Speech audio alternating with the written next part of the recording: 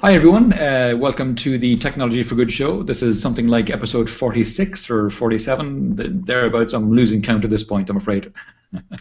I know I have it written down here somewhere. 46, okay, this is show 46. My co-host today, again, is the inimitable Chris Kernan. Chris, say hi to everyone.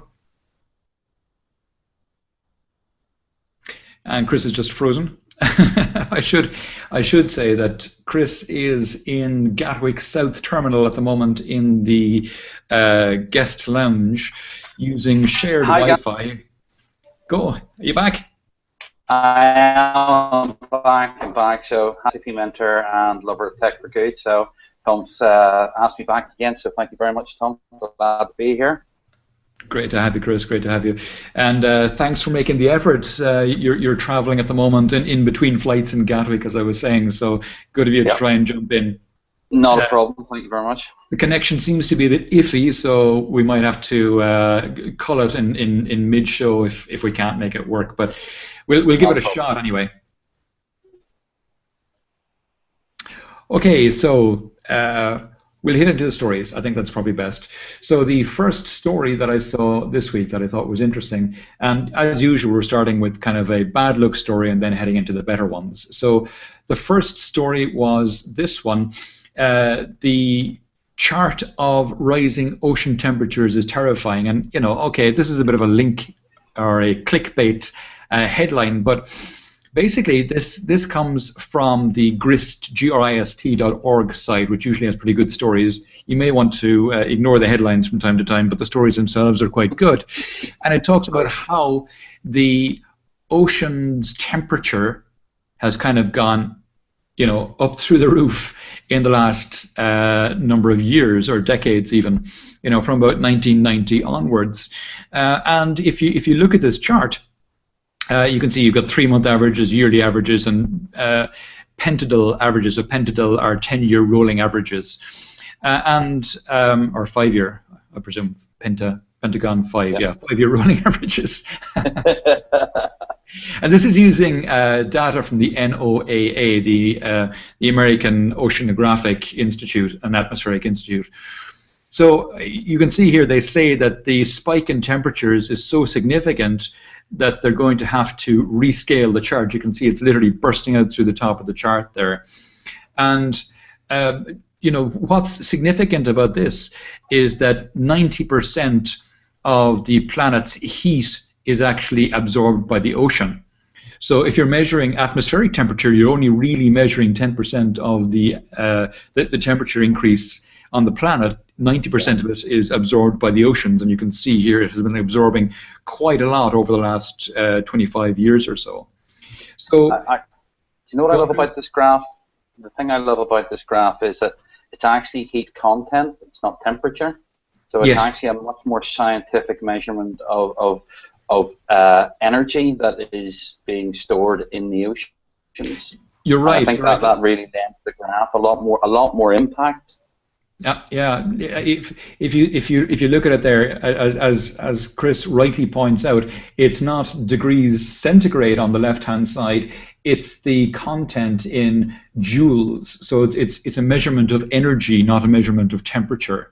So it's energy stored, and that's the point, really. It's stored energy.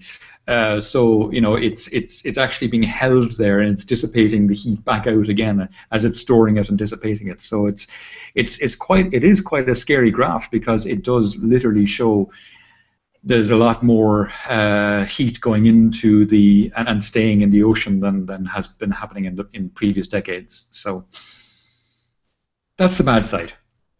As always, starting with the bad news and then getting on with the good stuff.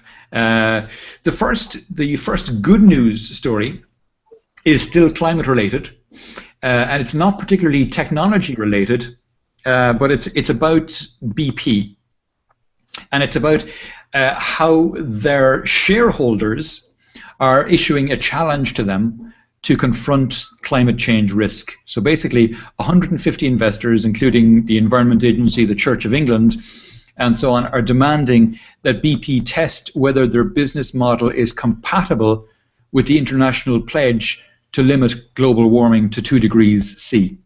So 167 countries signed up in 2009 to limit global warming to 2 degrees C. And as a result of that, about 70 to 80% of BP's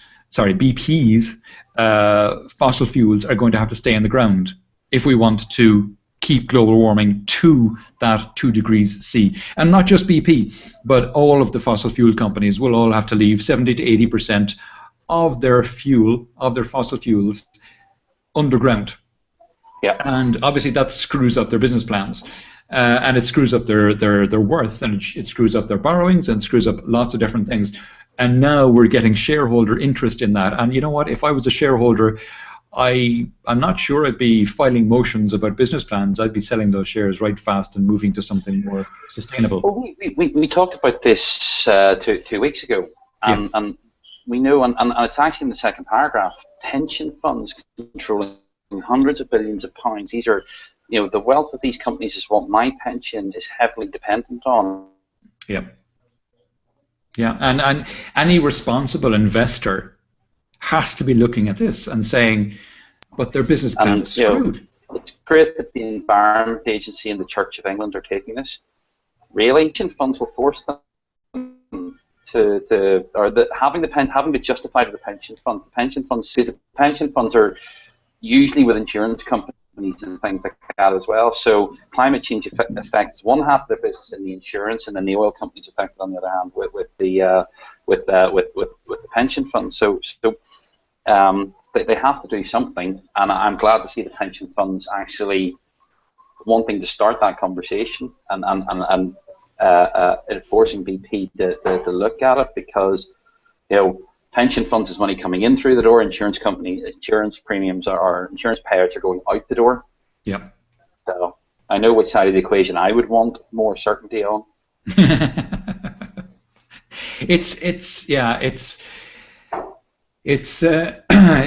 And any responsible investor, as I was saying, would have to be looking at this and going, what the hell?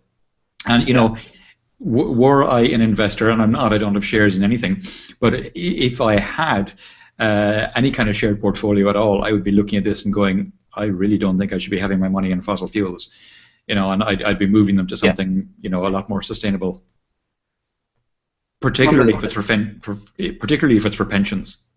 Well, let's remember, we see all these fluffy advertisements about Exxon and BP and things like that. They are not just fossil fuel companies, so they say. So they do have a remarkable investment in renewables and things like that, challenging the basis plan reserves. That's great. You're going to be challenged in how you use them. If you can use them, you need to change your business model and do more on the renewable side.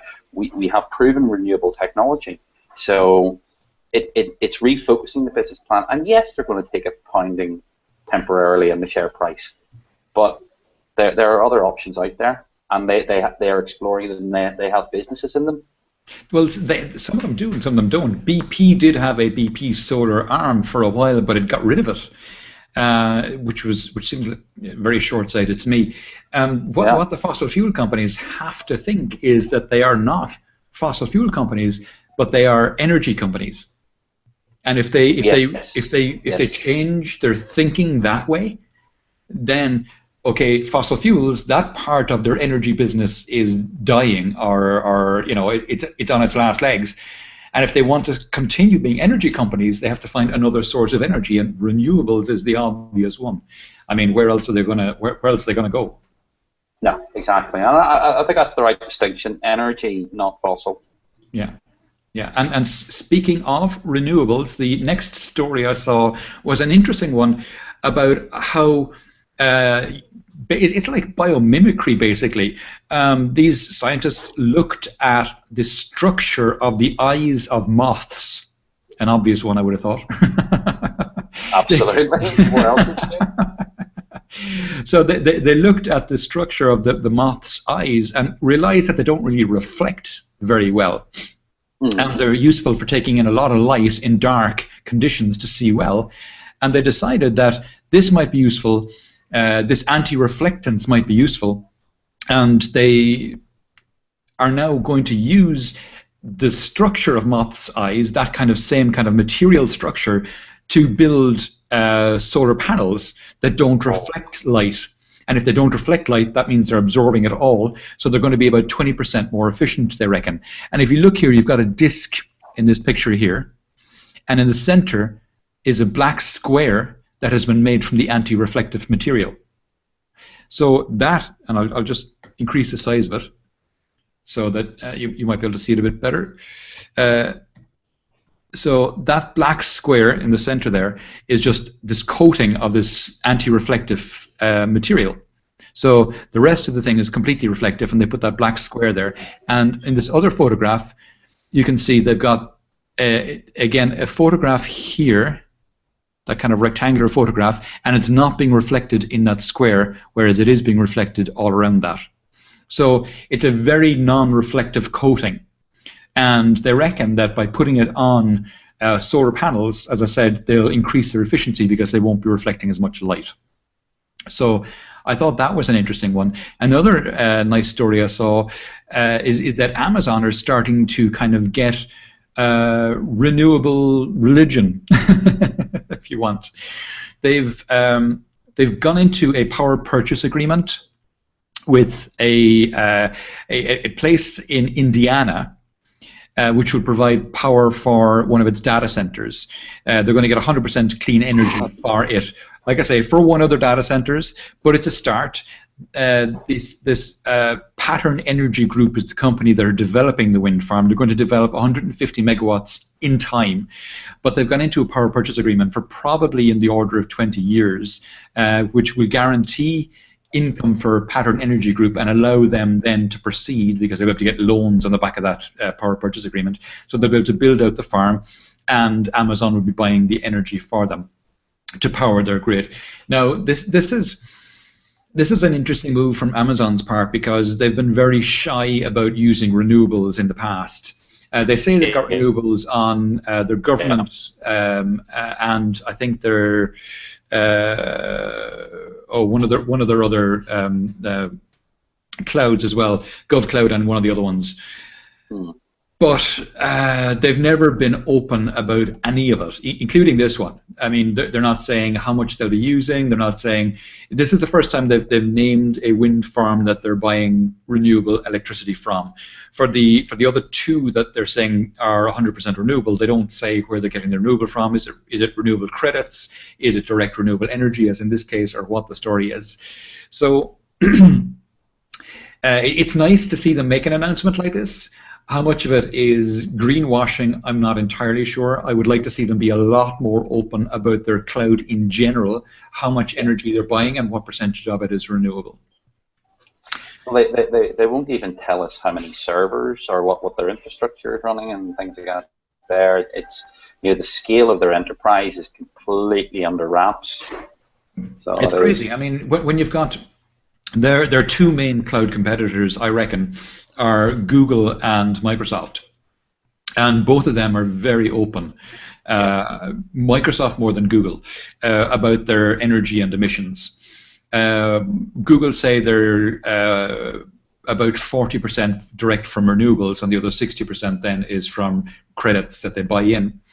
Microsoft, the last time I spoke to them, said, and this was halfway through last year, they said that they were at 80% direct from renewables, 20% from credits, and that by the end of 2014 they'd be 100% direct from renewable. So both Microsoft and Google are 100% renewable, but like I say, in Google's case it was 40% from direct renewables and 60 from credits. Yeah. Microsoft were 80 going to 100. So Amazon, we don't know. I mean, now we know they have this coming from direct from renewables, so that could be 1% or it could be 10%. You know, it could be 50%. It's not 50%, but you know what I mean. We have no idea. We've no idea. One wind farm, it's probably going to be 10% at most, at the very most. So it's you know, it's pretty poor. Yeah. It's a step in the right direction. But you know, it's been a long time coming, and their competitors are doing a far better job. Yeah, no, absolutely, absolutely, I agree with that. Interestingly, and a a good friend of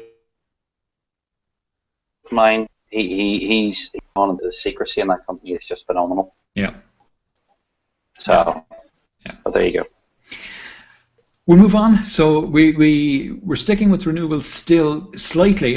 I say slightly. It's kind of tangential.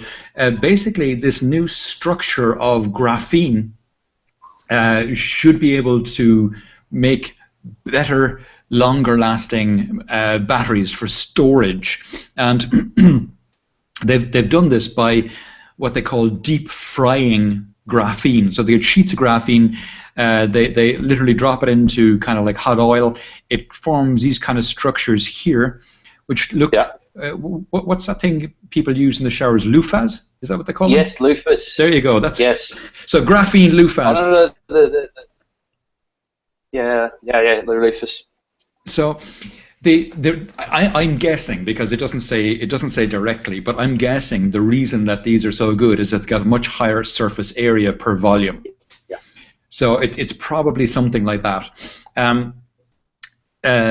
The reason this is important is obviously if we can get better batteries, excuse me, better, longer lasting, more high capacity batteries, and that's what they're saying these will do, then that increases the possibilities for things like electric vehicles, mobile phones, anything that uses batteries, but also on the electrical grid.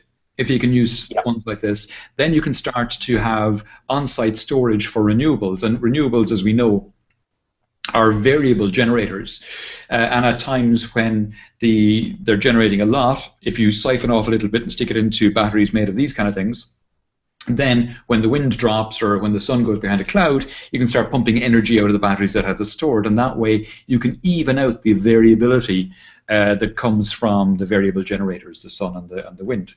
So something like this could be very important for allowing greater penetration of the variable generators onto the grid without destabilizing the grid. The biggest issue with electrical grids is you need to have the supply and the demand in exact balance, because you always have to, electricity has to be consumed as soon as it's generated. You can't really store it. So with the variable generators, it brings on instability into the grid. So we got to try and even that out. Sorry, you were going to say, Chris? Yeah. No, it's okay. If they can get the right price point on these batteries, it can actually open up a whole economy of moving power around the globe the same way we move oil and gas. So we could end up with economies in and of the tropics, doing a large amount of solar generation, putting them into those batteries, and then being able to ship them, and actually building quite a good energy economy on those. I've seen a lot of some ideas historically, and also, but the batteries kept dropping off charge and things like that. It just wasn't. They were too heavy and those types of things. Yeah, I think probably what will happen in that kind of area is that they'll just build massive high voltage DC cables to move the electricity. It'll probably work better than pumping them into batteries and putting the batteries on shipping containers. I don't know. I haven't looked into the economics of it, but there's been a lot of advances in the high voltage DC cables, and now they don't have the same losses they used to have, so they're more efficient. So it might be that would be the way to do it. But either way, building massive solar plants in the hot regions and pumping the energy to where it's needed is a good idea. That plus, having wave and tidal energy off the coasts of places like South Africa and the west coast of Ireland, where you have massive wave energy to be harvested, and wind power, on the west coasts of Europe as well, the same kind of thing. Basically, we should have a super grid all over Europe and pump the energy, from where it's generated to where it's needed. Sorry. The economics in the batteries never work because the energy per weight, obviously distribution globally is calculated on weight, cost per weight. So the power output was never matched. So the economics were never. I think the battery thing will probably work better for having on-site in generation. So have it, beside the solar power, or have it beside the wind power, that kind of thing, and use it for smoothing the generation. That's probably another place. Of course, is for in-home storage. So you might have a battery bank in home and maybe a solar panel on the roof, and you fill the battery from your solar panel, and then at times when electricity is expensive, you just go off grid and run off your battery. So those kind of things could work as well. Anyway, we'll move on, because that kind of area, the kind of home storage and stuff like that. Sorry, someone's phone is going off here. Oh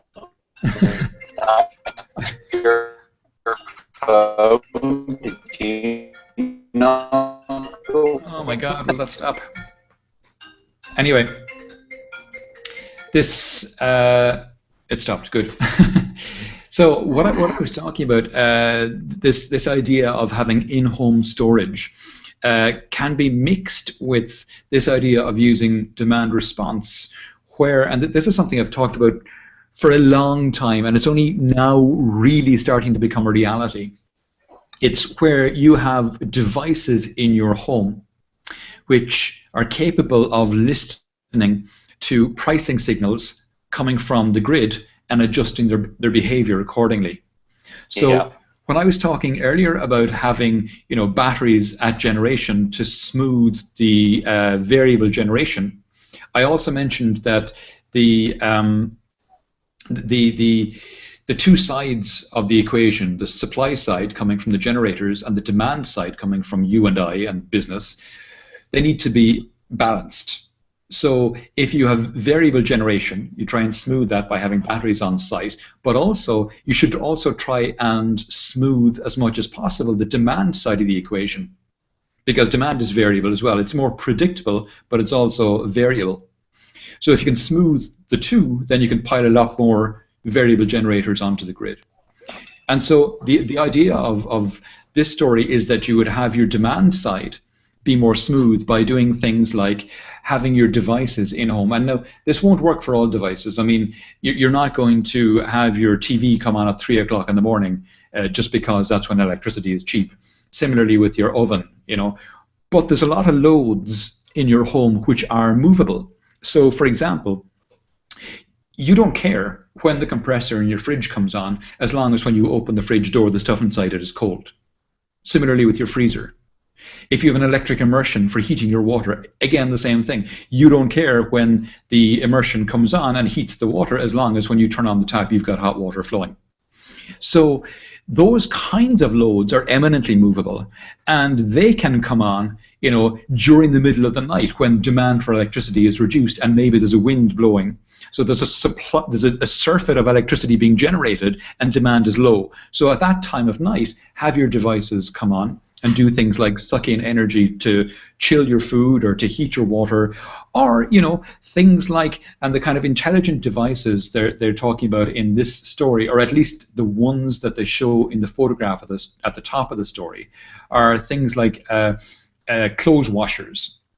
And the idea there would be that you put your clothes in your washer or your dryer at 7 o'clock in the evening, for example. You don't care when they wash or when they dry, as long as when you get up the following morning, it's done. Similarly with dishes, same kind of thing. You put them into the dishwasher, you don't care when they're done, as long as they're done when you get up the next morning. Again, same kind of thing. Those loads are movable. And the last kind of one in that area is your electric vehicle. If you do have an electric vehicle, the idea would be that you plug it in, again, when you come home from work at 7 or 8 o'clock in the evening, and you don't care when it's charged, as long as when you get in the car at 8 o'clock the following morning, you've got a full charge.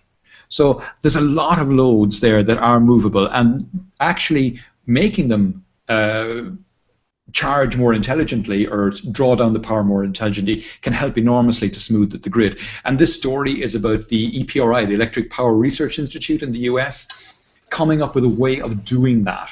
And they've come up with software, automated demand response software, which will help appliances respond to changes in price. So this is the first time that something like this has happened.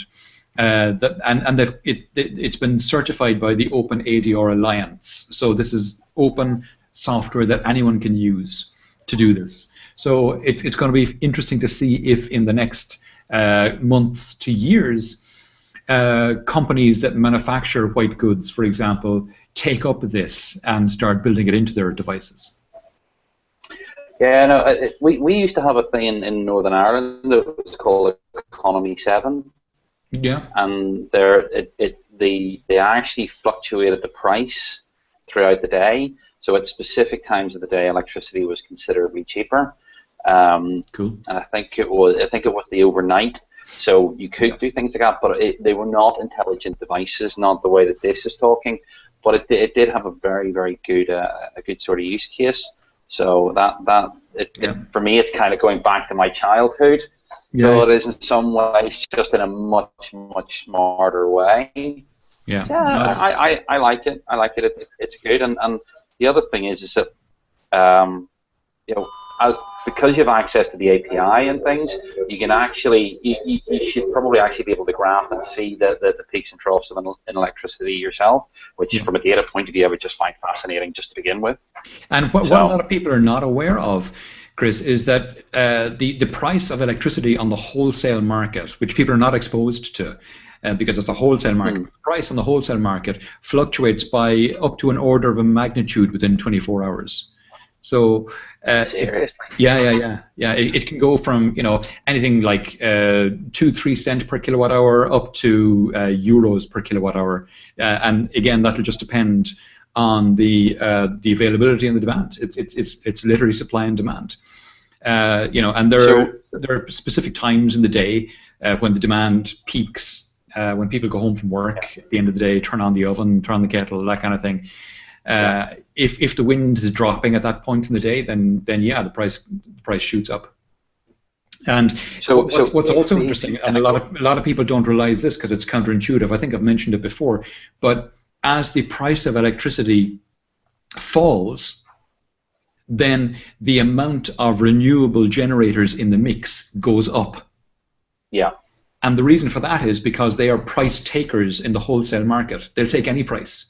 Whereas as the price falls, the fossil fuel generators start dropping out of the market because they've got fixed costs. And if those costs aren't being covered, then they'll drop out of the market.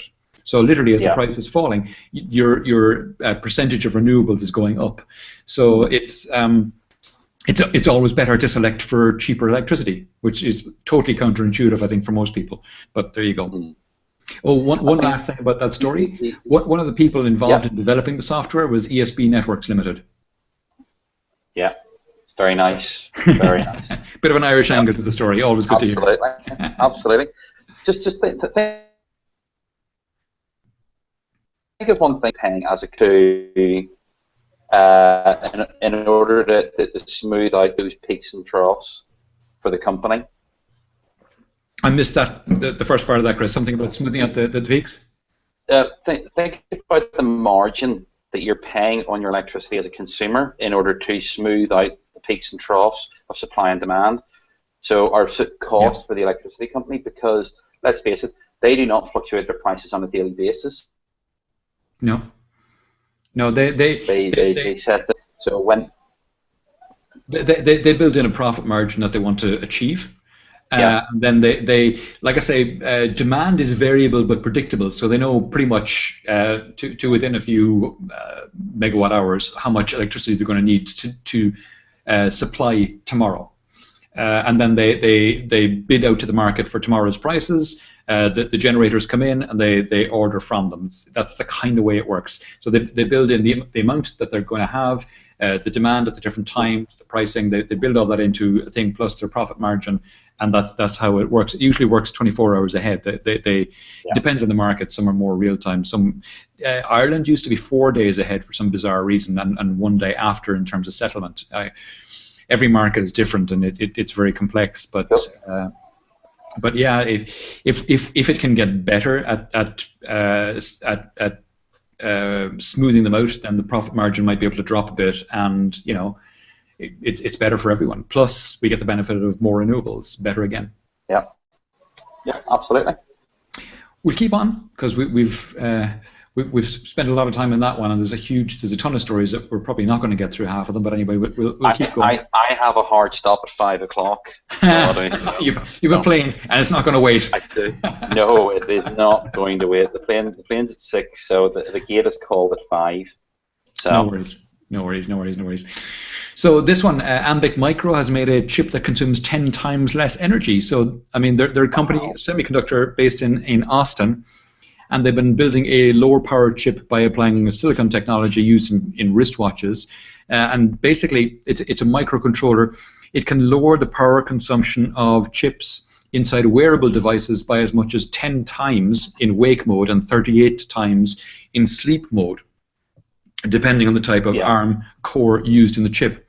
So this is for wearables, as we say. So the likes of this thing and watches and all those kinds of devices. So it's not your laptop, it's not your desktop, nothing like that. But for devices, a lot of phones use ARM chips as well. So hopefully it'll help there too. A 10 times gain or a 10 times reduction in power usage means a 10 times gain in battery life, you have to suspect, or the ability to make lighter devices with smaller batteries, or both. I think there's two really awesome. One which is practically next to Qualcomm. No, Qualcomm are ARM compliant. Are they licensed from ARM as well? I think so. Those standard. It's not that this is a specific special technology and everybody's going to have to convert.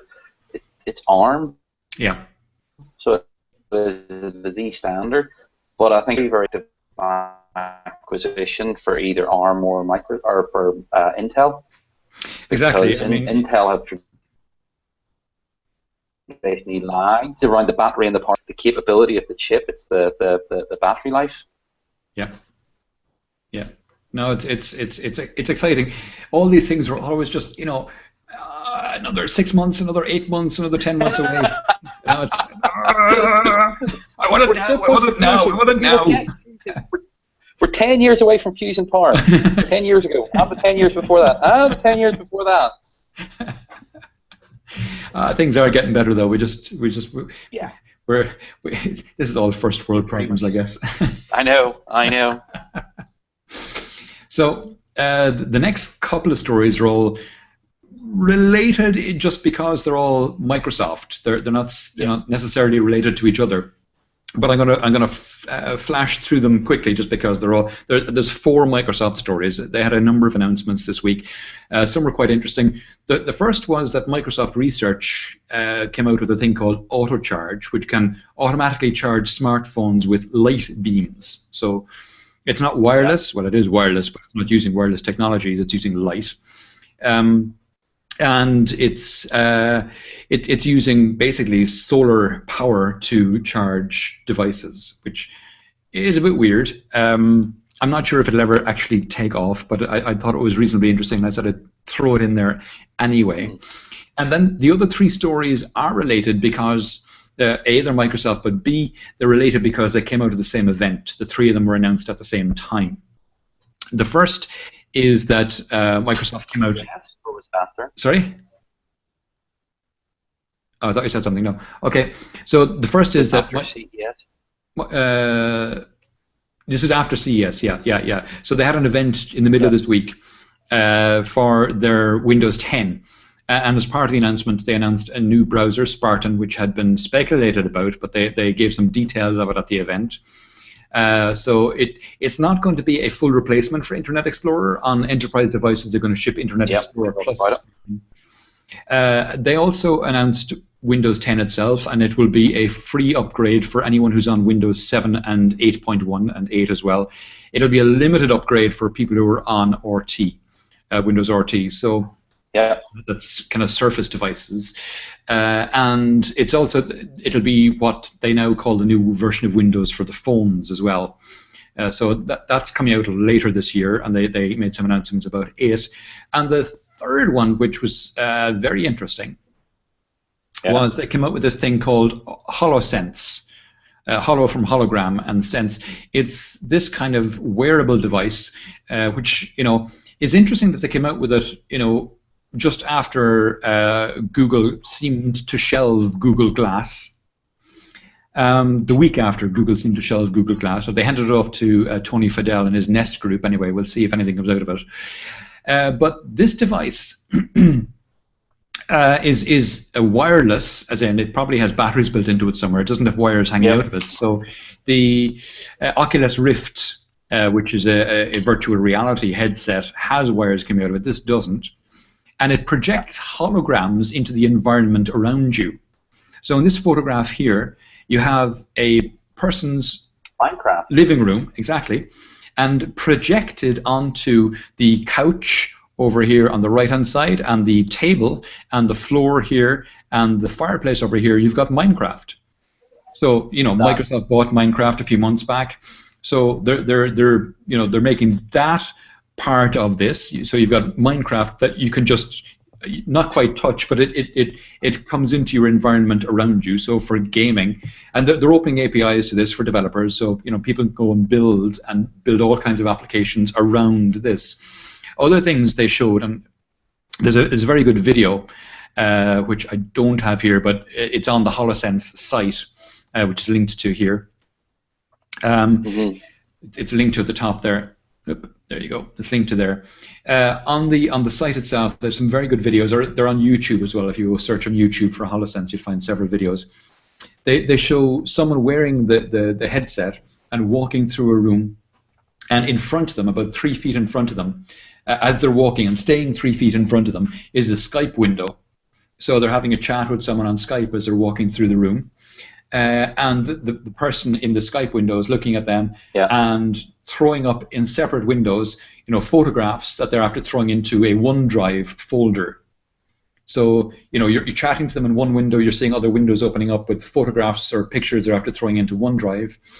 And another one they showed was two people in a Skype conversation. I'm having an orgasm. It's insane.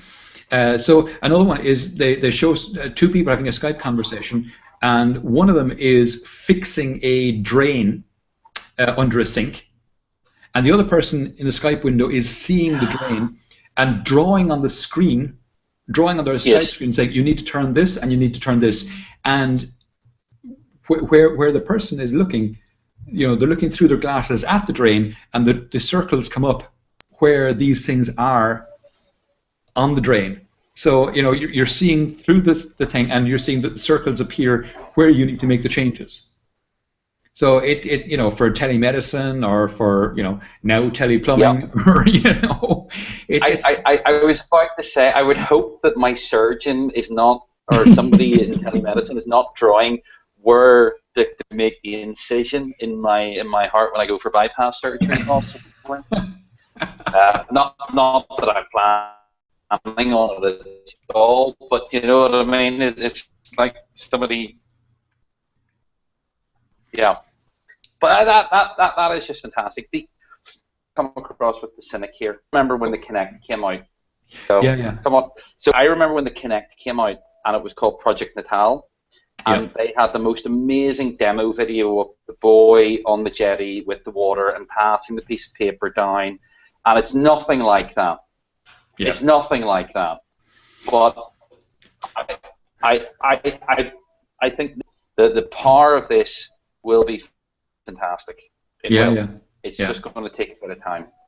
So, but it'll be fascinating to see what people build on top of it. I mean, Microsoft themselves, they have Skype and they have Minecraft, and those were two of the ones they showed off. And they also showed off a collaboration they're doing with JPL, the Jet Propulsion Laboratory, where the scientists in JPL are, they've recreated Mars basically in virtual land, nice. So people can put on the headset and walk along Mars and see the rover beside them and stuff like that. And that's pretty insane, having Mars in your living room, there's all kinds of interesting, and I mean, you talked about the Kinect. The first Kinect that came out was okay. The second Kinect, the version 2, was significantly better, And the same with the first iPhone that came out, and subsequent iPhones and Android phones, and yeah. This looks like it'll be pretty cool. But when version 2, and Microsoft is generally a version 3 company, when version 3 comes out, maybe this is version 3 of the Kinect. So, but yeah, entirely possible. But Microsoft are definitely making themselves so much more developer friendly. We've seen that now with open sourcing of .NET and things like that. So they're living the build it, and they give them the tools, and people will build something fascinating. So I think the API in this will be key to its success. Yeah, I agree. Okay, next story, shifting slightly. Applications, apps. Again, kind of a silly headline, bigger than Hollywood. I mean, if we ignore that, that's again one of these clickbait ones. It got me to click, fair enough, but the point is, Apple paid $10 billion to developers in calendar year 2014. And more statistics from the App Store are 500 million spent on iOS apps in the first week of January 2015. So I mean that's a curve that just keeps going up. Billing for apps increased 50% in 2014. Cumulative developer revenues were 25 billion. From 2008 to 2014, they took in 25 billion, of which 10 was in 2014.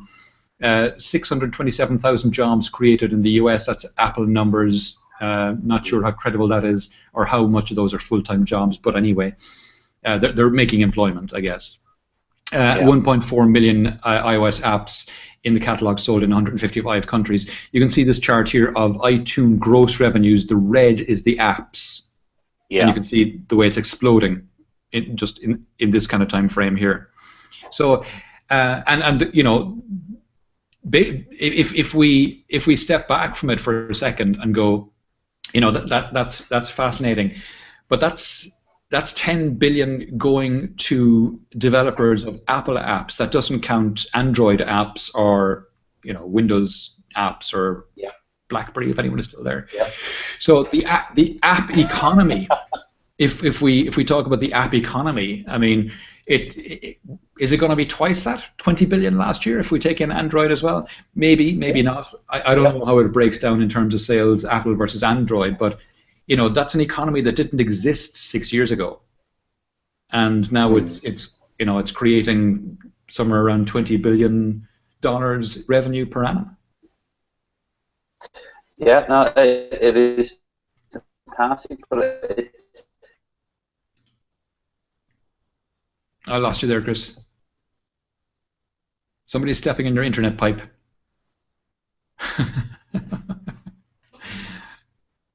Come back. It's interesting to see in the static service for. Yeah, I'm back. Okay, good. You got a bit garbled there for a sec. Do you want to restate that? I'm back. You seem to be kicking video like the entire way through. They haven't grown anywhere near as much as the apps. Yeah. So they haven't. So, but $10 billion to anybody who can develop. The barrier to entry is $100 for the developer license. Yeah. That's immense. That is immense. And everything is downloadable, and there's a ton of resources out there if you want to go developing. So I mean, it's not as simple as that either. You have to have a mindset, I think, to be able to develop a decent app. But given that, as you say, the barriers to entry are very, very low. Exactly. Okay, we'll move on. The next one that I thought was interesting was this one around WhatsApp. We're sticking with apps for a while. WhatsApp has finally launched on the web. So if you're a WhatsApp user and you're on Android or Windows or BlackBerry, then you can use it on your desktop now as well as on your mobile. Oh. It doesn't work for iOS, but it does work for Android, Windows, or BlackBerry. So another reason for me to take iOS. Okay. It really is. Yeah. I get you. I get you. I'm not gonna. I mean, I use Yeah. WhatsApp occasionally. I'm not a big user of it. Um, there's a couple of groups I'm in. I'll check it from time to time, a couple of times a day. But I don't care if I get it on the phone or on my desktop. It doesn't make a huge difference to me. But for Well, people who are, I looked for it this week. I actually looked for it this week when I was in at FCon. I can't remember what prompted it, but I definitely looked for WhatsApp because I've started using it more and more. But Mhm. I would use it on my desk. I would love to have it as a desktop client and use it Okay, the same way I use Twitter. So, okay, but I did search for it. I think there's been a lot of a lot of hoax or ad-filled, malware-filled clients that are purported to be supported, but just use sort of a mobile API and right. make a really bad hash of it, but they're just still malware. But if this is the official one coming from Excellent, Yeah, it is the official one. Yeah, yeah. So yeah, uh, no good to me. But like I say, it's I'm not that pushed, so I don't mind. But yeah, yeah. interesting all the same. And I saw this story. You mentioned Twitter. Twitter are rolling out Bing Yep. translation, and uh, basically what that means is on all tweets now on TweetDeck or on the web client or on the mobile client, I presume as well. Mm, You can now, if they're not in your, if the tweets are not in your native language, you can have them translated for you. There's a translate link fabulous. for ones that are not in your own language. And I used it today a couple of times just to try it out, and it seemed okay. It wasn't bad. Yep. Um, some of them, I was doing it on Spanish ones where I knew, the two, so I knew Yeah. both sides, so I could judge how good it was. And some of them were better than others. One of the things you got to realize around Twitter is that people tend to use a bit of text speak, a bit of slang, and they tend to, Yeah. you know, cut back, leave out prepositions and things just to try and make it fill 140 characters. So it can be a little Yeah. difficult, but it did quite well. I got to say, despite that, it did quite well. Mm, Most of the ones that I tried were actually understandable. If understandable. yeah, Yeah. yeah. So you could figure out what Yeah. they meant. Did they not used to have a translate? Did they not used to have a translate button on the standard client? I noticed that this Yeah, there was appeared a God, while back. it's a while back. It is. I think they were using Google, Yeah. and I don't know, was it on the official one? I think it was on TweetDeck, and it might have been that TweetDeck were doing it through Google Right. before TweetDeck were bought by Twitter. And I think if memory serves, that's the way Yeah. it was. Yeah. That would explain my right And because and I was a heavy TweetDeck user. yeah, okay, so that's what it was then. So TweetDeck were doing it through Google, and I don't know why it stopped. I think it stopped when TweetDeck were bought by Twitter. I think that's when it stopped. So I'm not sure why. Mm. Maybe I don't know. I don't know. Maybe TweetDeck had some deal with Google, and Twitter weren't happy with it or whatever. But anyway, it stopped. But more interesting news, and I thought this is very interesting, out of Twitter again this week is this one where Twitter are now launching a phone number based login system called Digits. And it's not just for Twitter. It's for, it's launched as an API so that Uh-huh. developers can build it into any application, and you don't even need a Twitter account to use it. So basically, it's a way of doing away with passwords where if you go to a site for the Yeah. first time and you're creating a logon, it can say, do you want to use your phone number as your password? And you go, okay. And you type in your phone number, and it sends a text to that phone number. And then you put that text code back into the application, Yeah. therefore verifying that you've received the text. It is you. So it's like two-factor authentication. And that then becomes your Yeah. login from then on out. So it's tied on the phone. It's tied to your phone number, and on the web, it's tied to, I guess, it sets a cookie down or something. You don't have to keep relogging in. Yeah. So, and Twitter are just the infrastructure behind it. So it's I think it's an interesting. Yeah, Go on. I think it's fascinating because it removes, and again, I'm being cynical. Companies are going to get hacked. They're going to get hacked on a reasonably regular basis. Whether we find out about it or not, it's a different matter. It depends on your definition of hack, but there will be security breaches.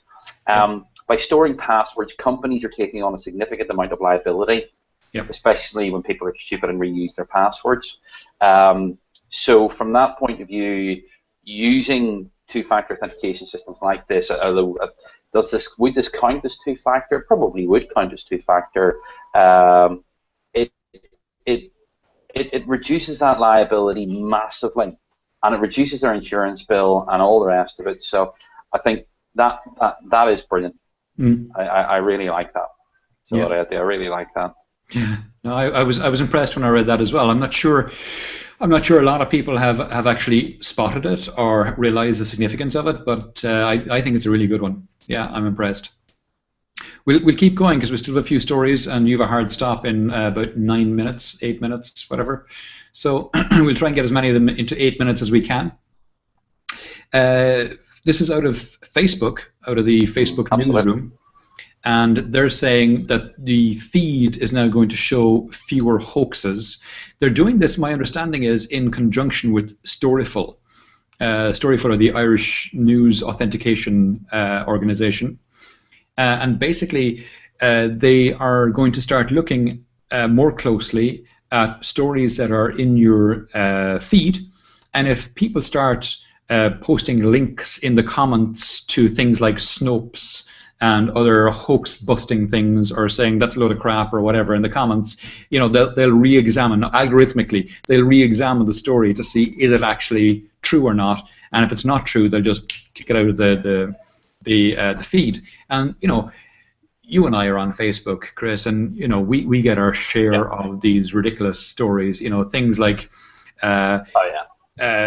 Facebook have changed their terms of service, and if you don't copy this text and share it amongst 10 friends, all your content will belong to, all the bullshit. And you kind of go, oh my God, you can't seriously be believing this bullshit. And one of my friends posted this, and she's a solicitor. Wow. Like, oh my God, I'm not going to name her now, but I was like, oh my God, you're a solicitor, God almighty, did you not? Did you? Oh. And there was a long series of legalese in it. Yeah. So, I mean, it's the whilst this is an interesting use case, the technology that sits behind it, how else can that be applied to other areas? I think that's back to the same thing that we. Yeah, I'm losing you again, Chris. I'll move on. I'll move on to the next one. While you. Sorry. No, that's okay. Catch up. So the next one, sticking with security, is LastPass, which is one of these password manager applications. They've now launched on OS 10 on the Apple side of things. They've launched an application. So a desktop application. Previously, it was browser-based. I use a program called 1Password, and one of the reasons I used it was because it has a Mac desktop application as well as being browser-based or browser plugin-based. So now LastPass has a desktop application as well, and there's now very little difference between the two. They're both extremely good password manager applications. I didn't notice if it says LastPass has got a Windows application. I didn't see it mentioned in the article, so I don't believe it does. It's still browser based, although I just used it in the Chrome as a Chrome extension, and it works really well for me. So I just use that. Yeah, no, they're very good. I mean, you really need to be using these kind of applications now to manage passwords. If you're not, you're asking for trouble. Yeah. Exactly. Keep going. This I thought was a cute one. So this is a pedal for a bike, Mm-hmm. which has GPS built into it and a couple of sensors. So that's very nice. I mean, you think, okay, that's cute. I can hook that up to my phone and track my cycling. But what it also does, it tracks things like route, speed, incline, calories burned, the kind of typical things you'd expect from a biking application. But what it has on top of that as well is if the bike is moved, it'll send an alert and automatically track the route. So if your bike is ever stolen, you'll be able to track it down in real time. So they're selling it not just as a fitness app and a fitness bit of hardware, but also as a security device. So I thought that was a nice, cute one. I haven't seen any other app like that before for bikes, anyways. No, I thought that was a cute one. I'm very conscious of your time, Chris. So I'm trying to scoot through these last few ones as quickly as possible. You're all right. I do. There is something I do want to do sort of at the back end for a friend of mine in Amazon. So that Okay. I don't know if you heard, but Mike Culver from he was one of the evangelists at Amazon. Brilliant guy. He passed away on Wednesday, 2-year battle with pancreatic cancer. Oh my God. So there's a great thing on the Amazon blog about Mike. Absolutely fantastic guy. He was a very, very good friend and good mentor to me. Okay. And it's a great shame. But sorry to hear that. He lived his life absolutely to the fullest, and he had a job he absolutely loved and adored. See it him every time about Amazon. So, but yeah, it was a great shame. But it does happen, and my thoughts, and I'm sure a lot of people's thoughts are with his family. Sorry to hear that. That's ouch. Yeah. That's yeah. It's never easy. I lost a 42-year-old friend, 44-year-old friend a couple of weeks back. I had to rush back to Ireland for a funeral, so yeah, it's tough going. Anyway, I remember. Yeah, we'll move on. We'll move on. We will. Robots embracing Ubuntu. Basically, there's a new version of Ubuntu which is specifically designed for smaller devices. So it's been a while coming, but now this snappy Ubuntu core coming out of Canonical has been made available on Amazon Web Services, Azure, and Google Cloud Platform at the end of 2014. It's now available for smart devices, and Canonical has got players such as the Open Source Robotics Foundation and Earl Robotics and connected hub maker Ninja Blocks on board. So that's always very cool. It's great to see, particularly in this kind of space, it's great to see open source software being taken in. Absolutely. Because that doesn't happen enough, I think. No, it definitely doesn't. And there's a lot of considerations here which people might not be thinking of and might not be top of mind, but security, for example, of your devices, and having the software being open source makes them that bit more secure. So because obviously more eyes on it make it more secure. Yeah. So the great thing to see is that Ubuntu has dipped its toes in a lot of markets. It's got the server market, it's got desktop markets, it went after mobile markets as well.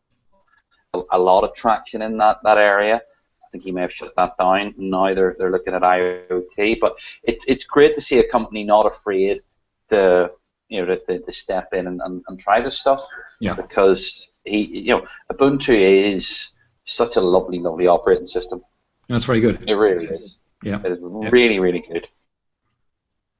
Yeah. So it's nice to see. Cool.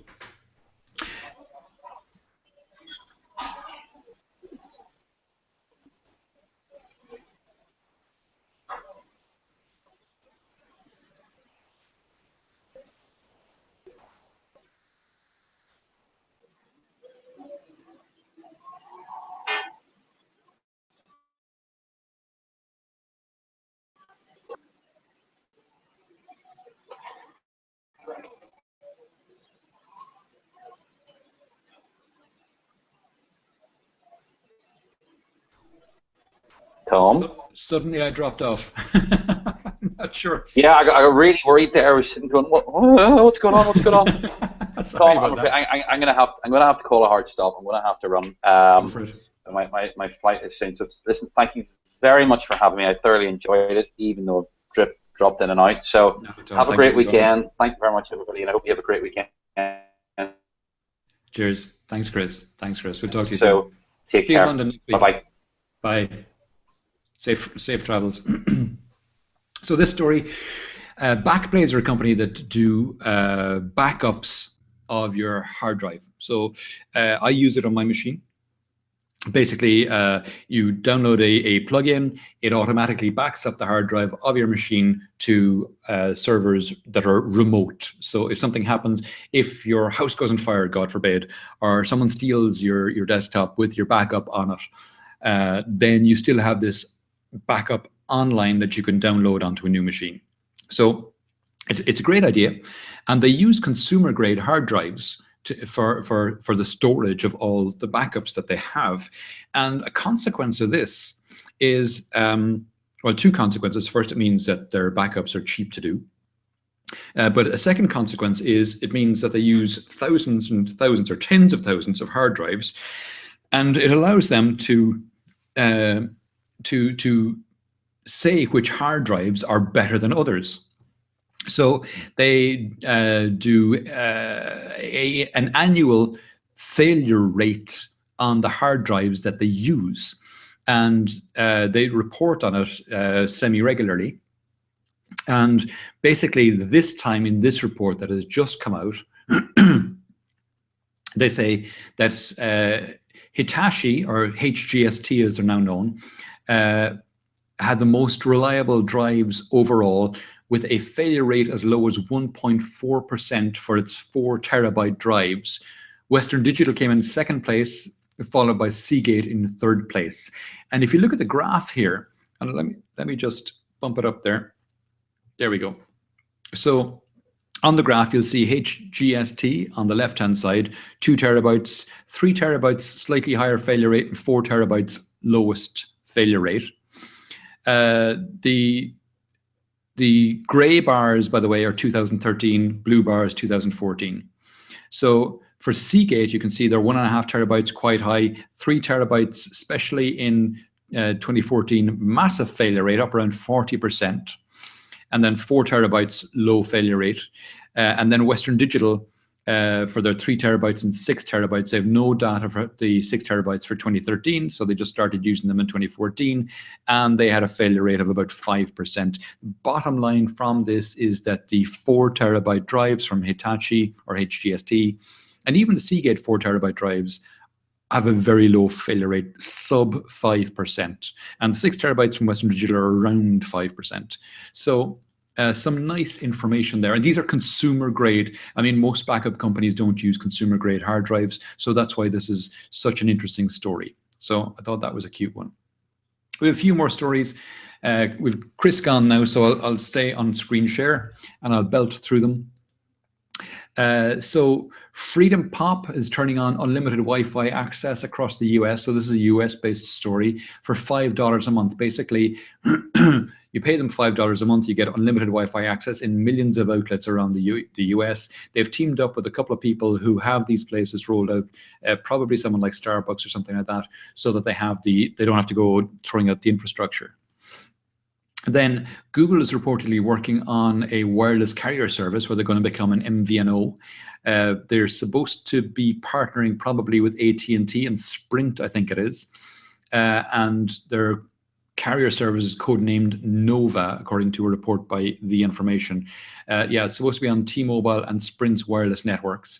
And they want to lower the price and improve the user experience at mobile carriers.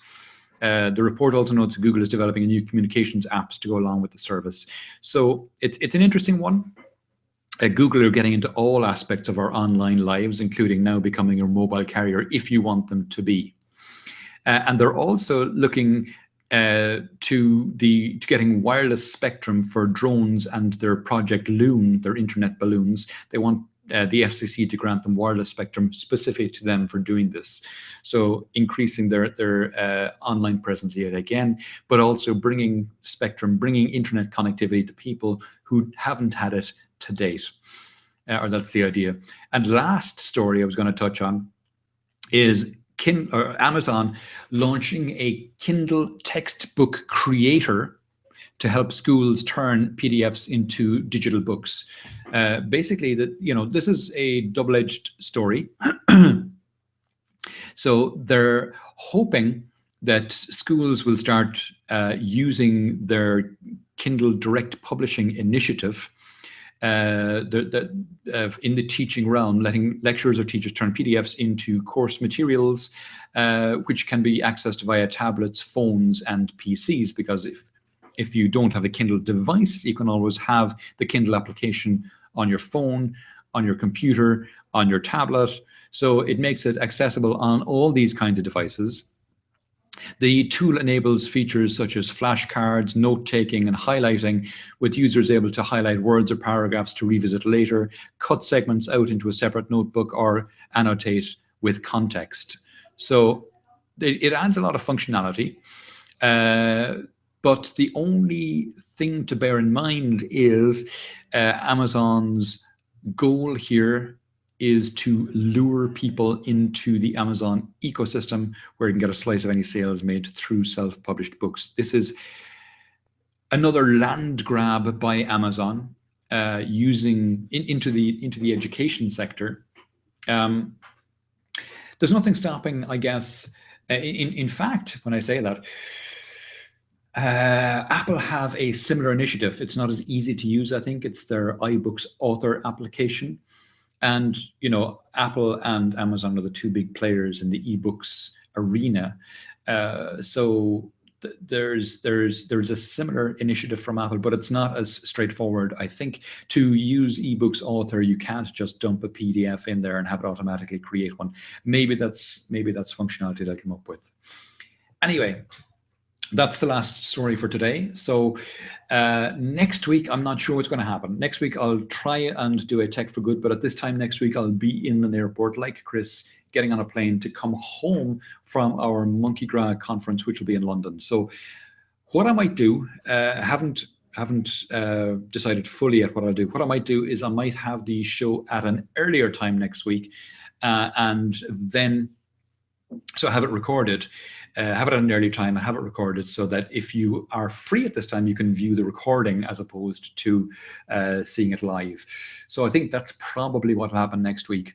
I might have it around 1 o'clock or 2 o'clock in the afternoon as opposed to the 5 o'clock that it is. So, okay, there will be a show next week. Not sure how it'll happen, but it'll happen. And hopefully we'll see you then, and we'll be back the week after at the normal time. So thanks for your time. Thanks for your interest. And we'll see you all next week. Cheers.